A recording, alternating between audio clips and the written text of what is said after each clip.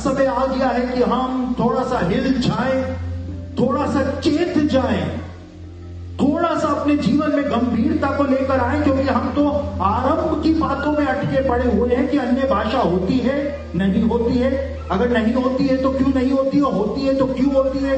अरे आपको क्या लेना देना है, आपको क्या लेना देना है। अगर आपके पास अन्य भाषा का वरदान है तो बोले, नहीं है तो चुपचाप बैठे रहे, आपको क्या लेना देना है भाई। कौन सा बपतिस्मा लेना चाहिए। देखिए, बपतिस्मे को लेकर के बहस सिर्फ मूर्ख लोग करते हैं। क्यों? बपतिस्मा शब्द जो है उसका मतलब होता है डुबकी। हेलो, यीशु पानी में से बपतिस्मा लेकर के ऊपर आए, तो आप कहते हैं कौन सा बपतिस्मा लेना चाहिए, तो आप मूर्ख हैं। बपतिस्मे का मतलब ही होता है डुबकी। बाइबल में ये तो नहीं लिखा है कि पानी के बर्तन को लेकर के अपने सर पर डाल लो, वो डुबकी नहीं है। हम अटके पड़े हैं पिता पुत्र और पवित्र आत्मा के नाम से ले, यीशु के नाम से ले, या सिर्फ पवित्र आत्मा के नाम से ले, यहोवा के नाम से ले।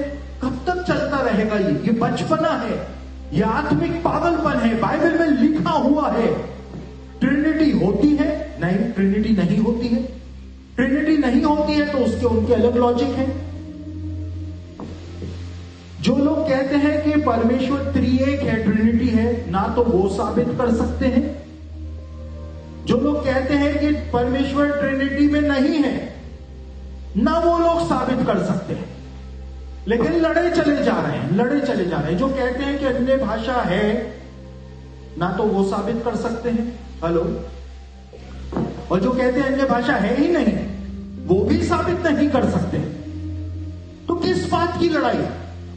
जब आप जिस चीज को साबित ही नहीं कर सकते, जिस चीज का अधिकार सिर्फ परमेश्वर के हाथ में है, परमेश्वर ही साबित कर सकता है, तो फिर आप उसको लेकर के अपना समय क्यों बर्बाद कर रहे हैं? क्यों अपने अंदर जहर परमेश्वर के लिए उत्पन्न कर रहे हैं? मेरे प्रियो, समय ऐसा आ गया है कि आपको गंभीर हो जाना चाहिए। तो इसलिए बहुत सतर्क रहें कि आप कैसा वचन सुन रहे हैं। मैं अक्सर इस बात को कहता हूं, आप YouTube पर, फेसबुक पर किसका वचन सुन रहे हैं, इसका भी हिसाब किताब आपको यीशु मसीह को देना पड़ेगा। इसका भी हिसाब देना पड़ेगा कि आप किसको सुन रहे हैं। कई ऐसे प्रचारक हैं जो यीशु मसीह का प्रचार तो कर रहे हैं, लेकिन वो यीशु मसीह के द्वारा नहीं भेजे गए। यीशु मसीह के नाम से प्रचार करने का मतलब यह नहीं है कि उसको यीशु मसीह ने भेजा है। दुष्ट आत्माएं भी यीशु मसीह के नाम से प्रचार कर सकती हैं। लिखा है, दुष्ट आत्माएं, शैतान जो है वो प्रेरितों का, अपोस्टल्स का रूप धारण कर सकती है, स्वर्गदूतों का रूप धारण कर सकती है। तो आप सचेत रहें, गंभीर रहें, क्योंकि यीशु ने कहा अंत के दिनों में ऐसे भरमाने वाले आएंगे जो चुने हुओं को भी भरमा करके रखते।